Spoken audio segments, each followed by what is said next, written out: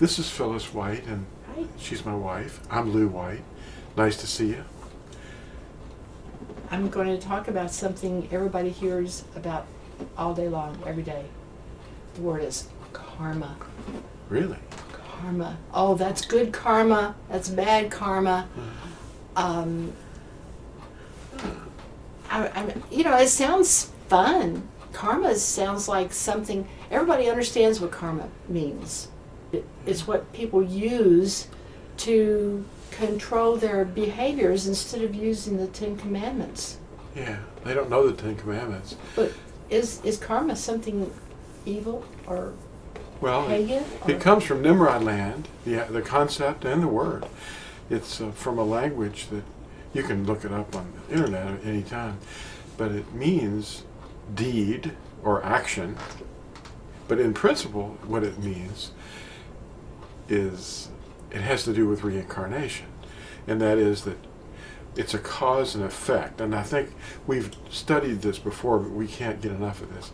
Causality, if something's going to have a good effect, then if you do something good, a good deed, then it's going to evoke a good result, or it's going to bless you. It's kind of like an atheist's or pagan's concept of blessing. And, right. Yeah, like that namaste thing. Oh yeah, namaste thing. My spirit in you. The spirit in me bows to the spirit in you.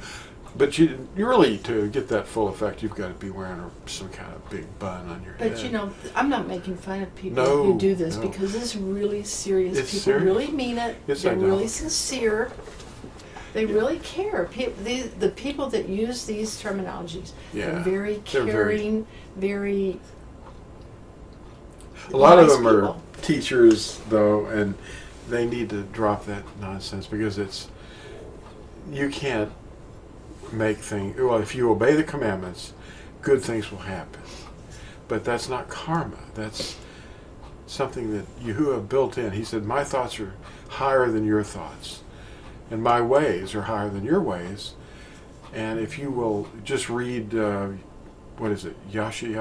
or they call him Isaiah, chapter 55, he explains it all. He says that just as the rain and the snow fall from the skies and falls on seed that he planted, then these things that he will, if you will walk in his ways and imitate the commandments and meditate in them day and night, like Psalm 1 says, the commandments, not ideas of men, no shortcuts, no namaste stuff from Nimrod land. Something that has substance to it, then good things are going to happen, Because when you show love for your neighbor, what's going to happen there, Good stuff, Well, then what is wrong with saying that's good karma or that's bad karma? Well, it's an influence from the East, the Far East, and that is usually well-meaning, but it's not Yahuah's way. He said, do not learn the ways of the heathen. Where's the oldest bell found? In Babylon. Tell me about the bell in Babylon. Tell them about the bell. I don't know anything about this. Well, Tell me about this. Even the word bell actually comes from a Hebrew word that they eventually turned into a proper noun, a name. And they worshiped by ringing bells. And they made shakers, and they have giant gongs, and they would worship the sun. They made these sun-shaped bells that were like big flat panels. They even had a TV show once called The Gong Show. And this is all Far Eastern stuff. I know we're way off topic, but this is not about But it that. is. It is. But it is related. You say it's our speech. Yeah. You say things like, "I'll be there with bells on my feet." Yeah.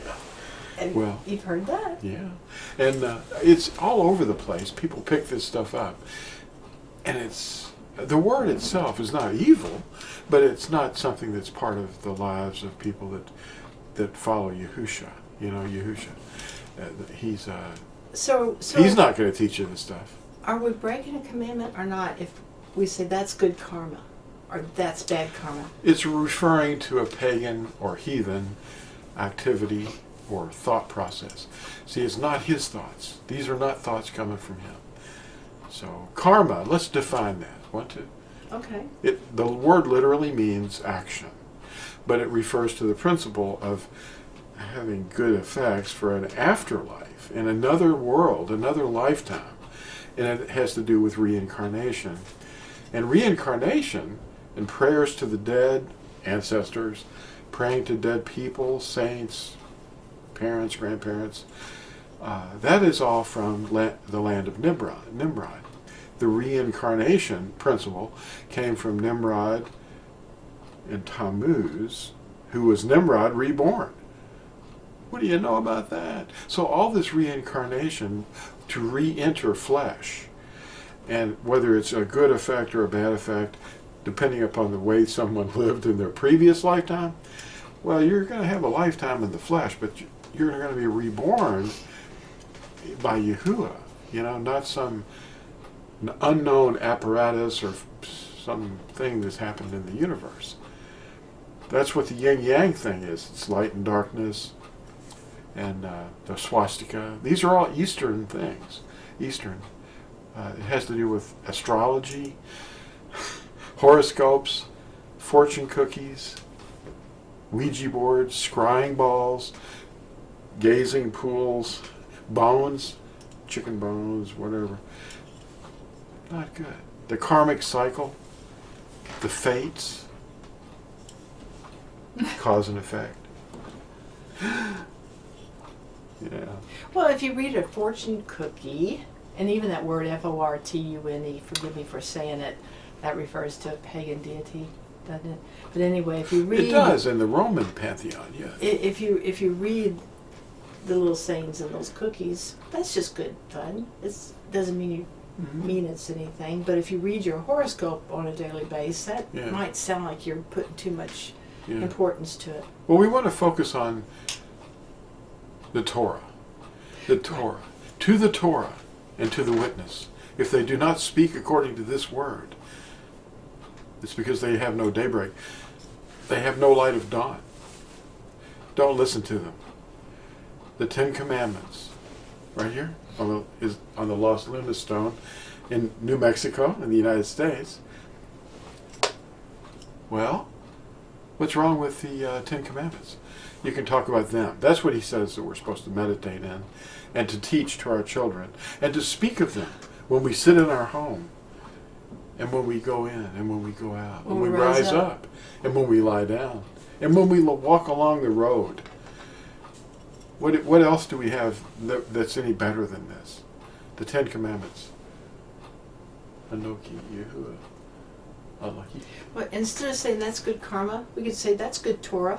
That's good Torah. That's good Torah. I'm going to start that. There it is. There we go. Hey, if you take anything away from this video at all, take the opportunity to say, hey, that's good Torah. That would be fun, wouldn't it? Instruction. That's what Torah means. A lot of Christians out there don't know. A lot of new people, they don't know the meaning of the words that they're speaking. The word Torah means, or Torah, sometimes they put the emphasis on the second syllable. I wonder how many people will leave us a comment saying that was good Torah. It would be good Torah to like and subscribe. Well, wait a minute. I have to read the what this is based upon, the scripture. Yeah, let's read this. Let's find Deuteronomy out 18. Why. Okay. Deuteronomy 18, verse 10. Let no one be found among you who makes his son or his daughter pass through the fire,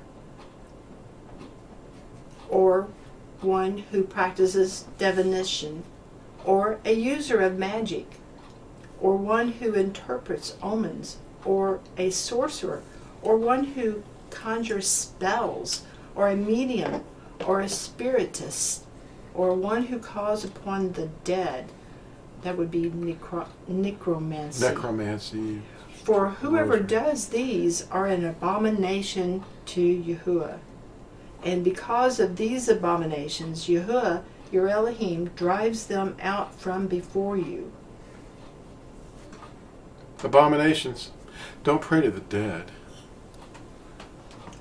This is the name of Yahuah on a white stone.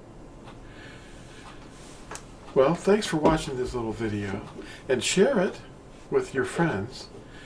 And don't forget, like and subscribe. Thank you. Isn't she sweet? All right. Bye now. Bye-bye.